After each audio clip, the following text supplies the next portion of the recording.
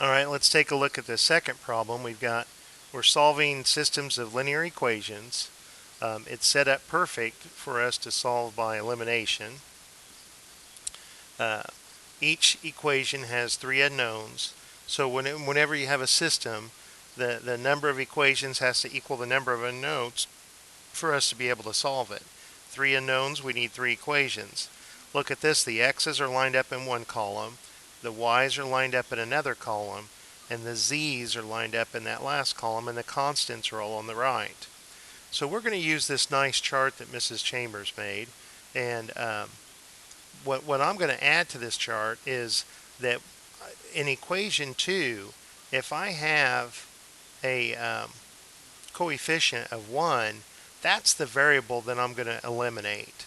Now you can eliminate any one that you'd like, but you're going to find it easiest, I believe, if you pick on equation 2, if you pick the variable if it does have a coefficient of 1. If there's more than one variable that has the coefficient of 1, it doesn't matter which one you pick. Alright, so let's use equations 1 and 2 and eliminate y. So if I look at equation 1, it has a positive 2y. So in equation 2, I would love to see a negative 2y. So I'm going to multiply equation 2 by negative 2. So let's write down equation 1 as it is. 4x plus 2y minus z is equal to 5. Let's multiply equation 2 by negative 2. Negative 4x. Be careful and don't make any silly sign errors. And make sure that you multiply both sides of the equation. I know one of the mistakes that I commonly make is I will forget for some reason to multiply the right hand side by this number. I don't know why I do it, but I know that sometimes I'm guilty of that. Alright, so let's see if this y is eliminated. Well, hey, we also got lucky that not only is y eliminated, but x is eliminated also. That's going to make this problem a little bit shorter. It's kind of like hitting the jackpot. So we've got a negative 1z plus 10z is 9z, and 5 plus 22 is 27. So when we divide by 9, we have that z is equal to 3.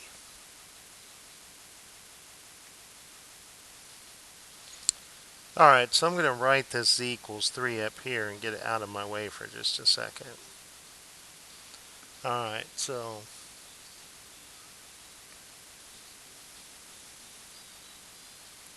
let's get this out of our way as well. Let's in column 2 here, let's eliminate y. So let's write down equation 2. 2x, oh, wait a minute. Let's look at what we have here.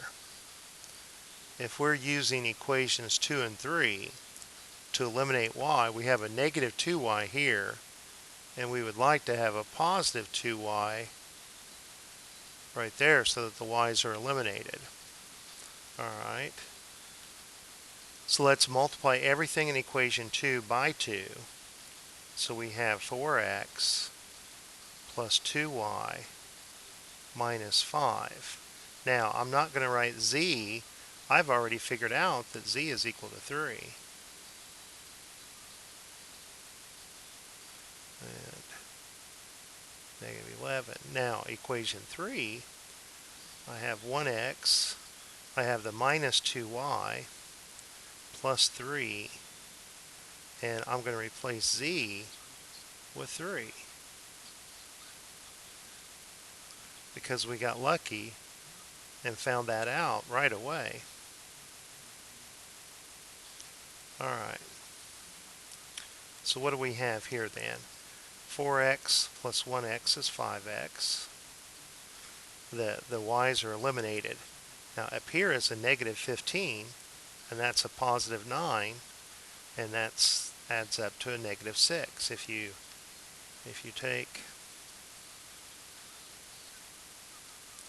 on your calculator, if you take negative 5 times 3, that's that top number, and you add 3 times 3, you're going to get negative 6. And here, this is a negative 5. So, if I add 6 to each side,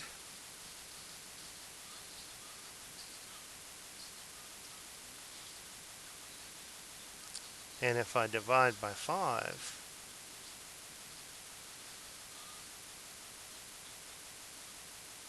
I get, unfortunately, a variable. Well, unfortunate for you guys.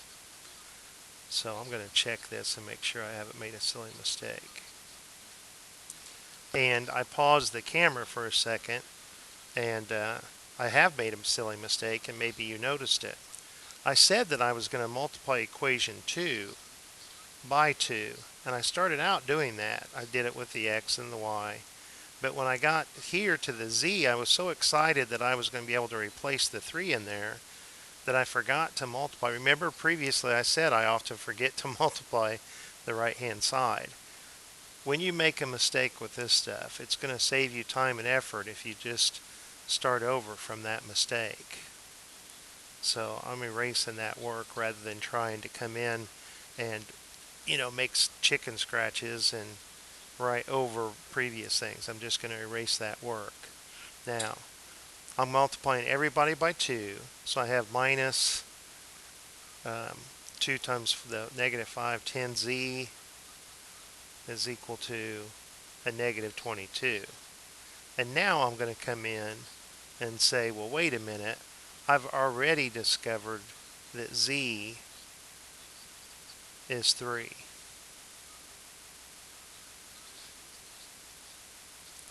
So that's going to help me. Now, I want to copy down equation 3 as is. And I want the y to be eliminated, and that's what's going to happen. But since I've already discovered that z is equal to 3, I'm going to put that in now. So I have 5x. The y's are eliminated like I wanted. And I have negative 30 plus 9, which is a negative 21.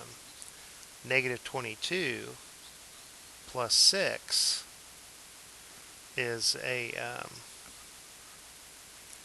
negative 16. Let's add 21 to each side. And 21 minus 16 is 5. And so you're probably much happier that I don't have a fraction to work with like I thought I was going to. Divide both sides by 5, and 5 divided by 5 is 1. So right here I've got that x is equal to 1. Alright, so I've kind of gotten away from reading what the columns tell me because it was such a nice shortcut, a nice jump forward when I had that z is equal to 3. So really, use equations from column 1 and column 2 to do elimination. Well, we don't really need to do that because we already have 2 of our solutions. So, we can do this last column where it says take the 2 solutions you found and find the third. So all I'm needing now, I'm trying to find x, y, and z, and I got lucky and found z immediately to be 3, and we just found x to be 1. So all we need is y, so I'm going to come back to equation 2, the original equation 2, and figure out what y is. So equation 2 had 2 times x, but we have x to be 1. Then it has plus y, so we're trying to figure out minus 5z. We found z to be 3.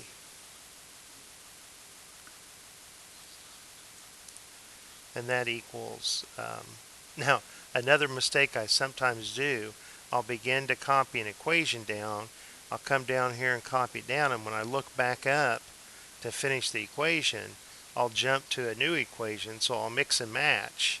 So make sure that I've copied all the information from the same equation. I don't have one term from this equation and another term from the third, or even from the first.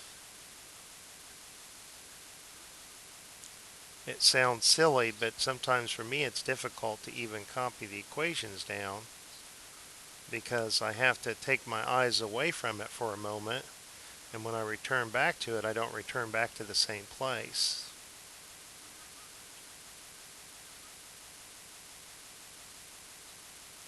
Alright, so I hope that helps, and I will talk to you later.